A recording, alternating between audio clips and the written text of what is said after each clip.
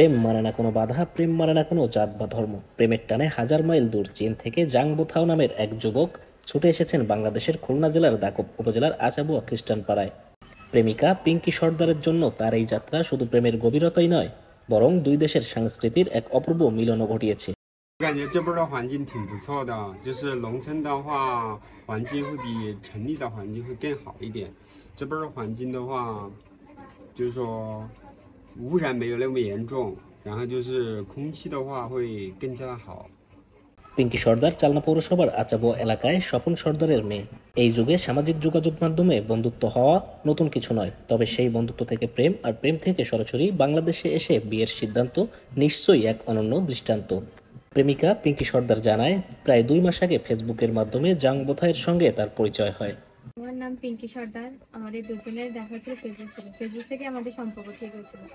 কথা বলতে বলতে আমরা দুজন বিয়ে সিদ্ধান্ত নিয়েছি এবং আমরা কোর্ট রেজিস্ট্রি করেছি। এখন আমরা বিয়ে করে খুব সুখী আছি। আর এখানে পরিকল্পনা আছে সেই দেশে ব্যবসা করবে, যদি সেখানে সেটেল হয়ে যায় তাহলে সেখানেই থাকবে।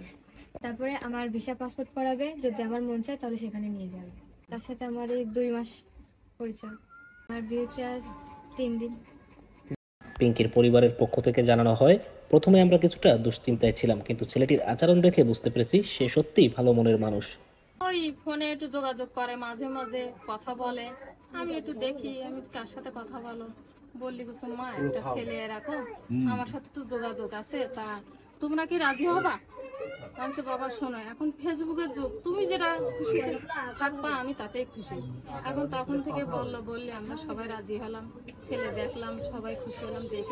আমার জামাতা বলিছে যে আমি বাংলাদেশে যদি কোনো ব্যবসা করার সুযোগ পাই তাহলে আমরা বাংলাদেশে থেকে যাব। আমরা তো ঈশ্বর আশীর্বাদে ঈশ্বর আমার অনেক ভালো রাখবে। এখন প্রেম যে জাত ধর্মের বাধা মানে না, দাকপের এই চীনা জামাইয়ের গল্প তারই যেন এক বড় উদাহরণ।